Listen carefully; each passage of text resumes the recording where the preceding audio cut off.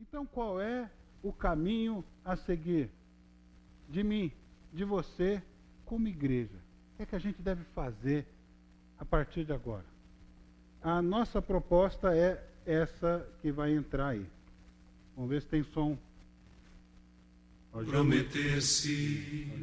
Vou começar de novo, vou dar mais uma chance. Olha lá. Cabe agora, cabe a gente comprometer-se, arregaçar as mangas, pôr as mãos no arado, não olhar para trás, vestir a camisa.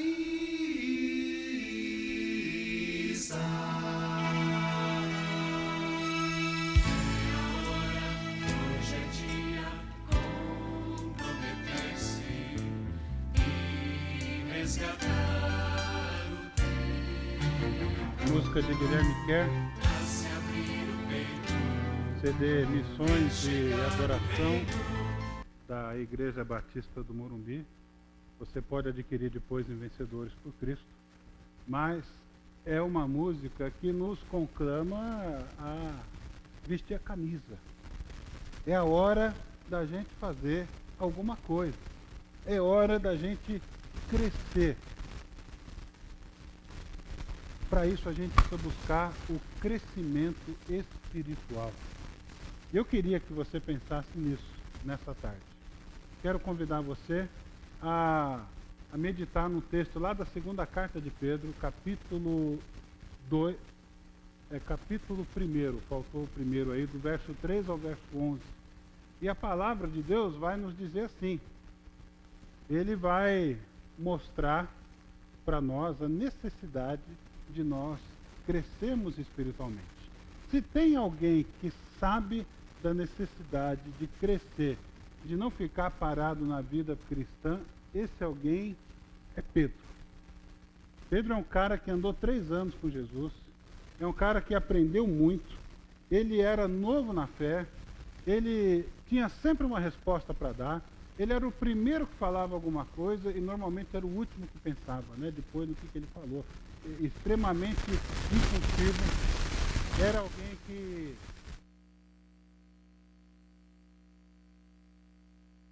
de amigos, era alguém que foi abençoado por Deus com uma revelação dos céus, quando Jesus disse, olha, foi Papai do céu que falou isso para você, viu? Você é muito feliz, Pedro. E no mesmo texto, ele é usado por Satanás. E aí Jesus tem que dizer, arreda Satanás. Porque Pedro estava dizendo, não, o senhor não precisa ir para a cruz, para com isso. E aí Jesus discerniu, isso aí que você está falando não vem de Deus. Então alguém corajoso, mas alguém descuidado. Alguém que quando era chamado para orar e vigiar, dormia. Alguém que resolvia sair do barco para mostrar a fé e aí ele começava a afundar, porque tirava os olhos de Jesus e olhava para as circunstâncias. Pedro é alguém que descobriu o que é crescer espiritualmente. E ele espera que nós façamos o mesmo. Por isso é que ele escreve essa sua última carta. Esse aqui é o canto do cisne. Pedro sabe que a sua hora da partida é próxima. Ele escreve isso na carta, que Jesus já revelou a ele que ele vai deixar esse tabernáculo.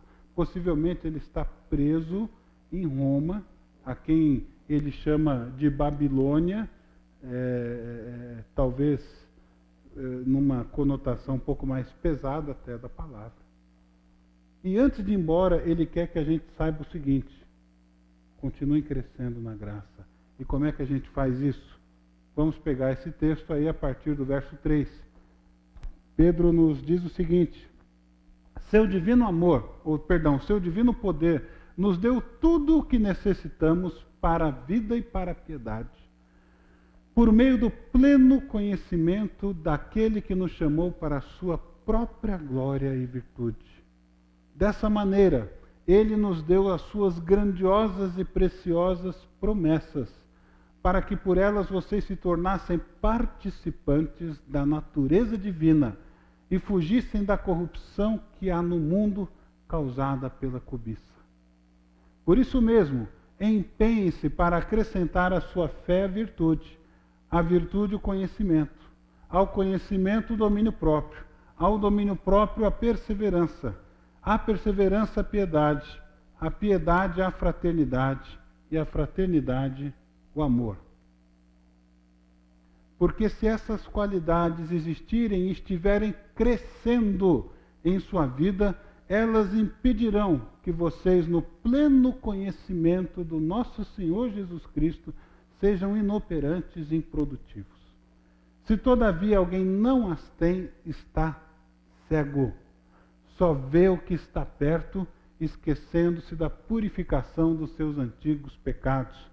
Portanto, irmãos, empenhem-se ainda mais para consolidar o chamado e a eleição de vocês, pois se agirem dessa forma, jamais tropeçarão, e assim vocês estarão ricamente providos quando entrarem no reino de Deus eterno, de nosso Senhor e Salvador Jesus Cristo.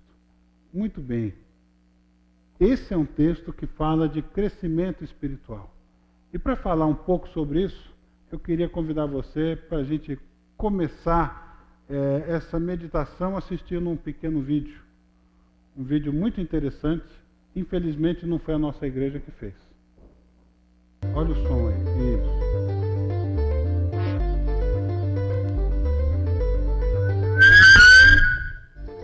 Fui eu.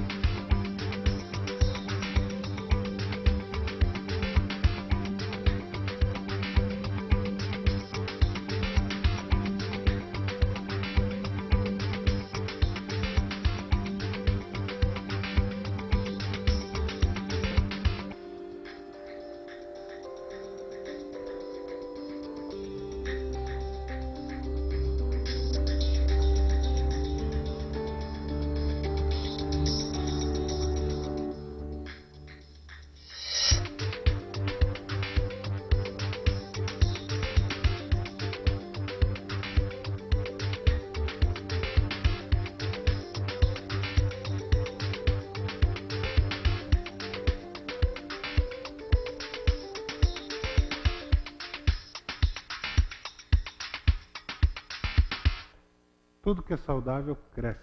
Né? Se você digitar vasos no YouTube, você encontra esse vídeo. Tá?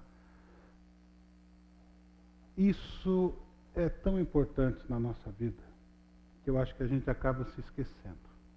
As últimas palavras do servo de Deus, o apóstolo Pedro, são as seguintes. Último versículo da última carta dele: cresçam, porém, na graça e no conhecimento de nosso Senhor e Salvador Jesus Cristo.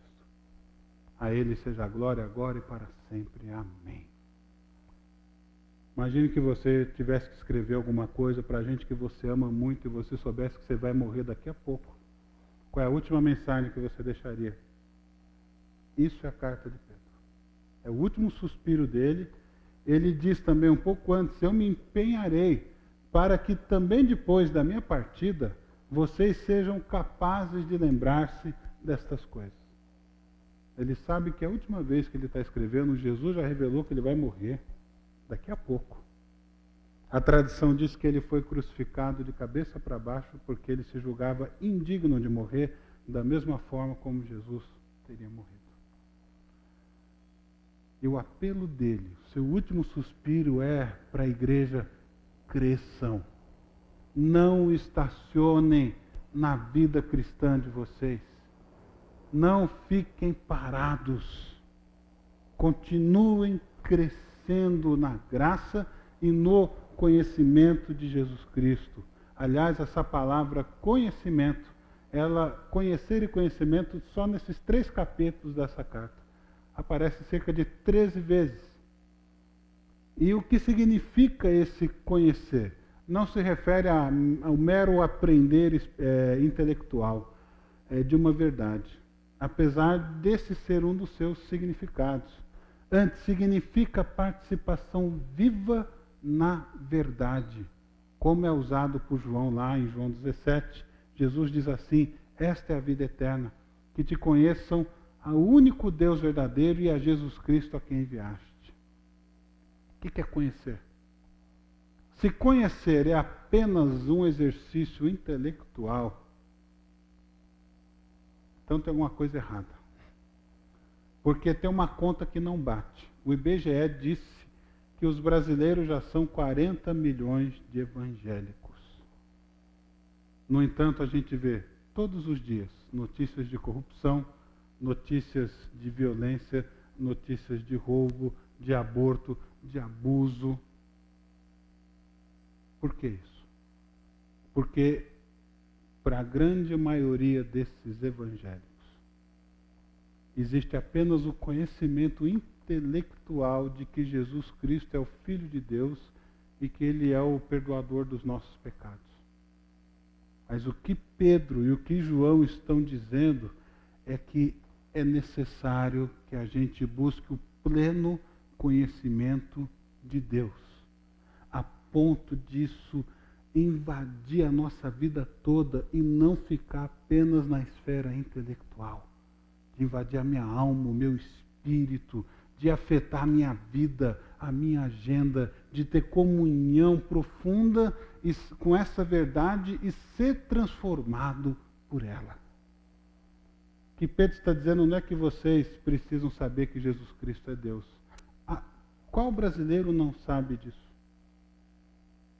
Qual brasileiro não conhece as chamadas 4 leis espirituais, ainda que ele não dê esse nome a elas? Sabe que Deus mandou Jesus para morrer pelos nossos pecados. Jesus morreu naquela cruz e Jesus é Deus. A maioria esmagadora sabe, só que isso não causa transformação, porque é um conhecimento absolutamente intelectual e às vezes nem isso é compreendido tão profundamente. Vamos entender o que é que Pedro está querendo dizer com esse crescimento espiritual. O que é necessário para o crescimento espiritual? Bom, aí no verso 3 ele diz algo parecido como: a vida cristã começa com a fé. Ele falou no começo da sua carta da fé que é depositada em Cristo Jesus, e agora ele está dizendo o seguinte: o seu divino poder nos deu tudo o que necessitamos para a vida e para a piedade. Eu sei que você ficou chateado de não ter ganho aqueles 119 milhões na Mega Sena. Eu também fiquei, embora eu não tenha jogado, mas eu não ganhei, né? Mas são só 50 milhões de chances. Mas a Bíblia está dizendo que a gente não precisa de 119 milhões de reais para viver uma vida agradável a Deus.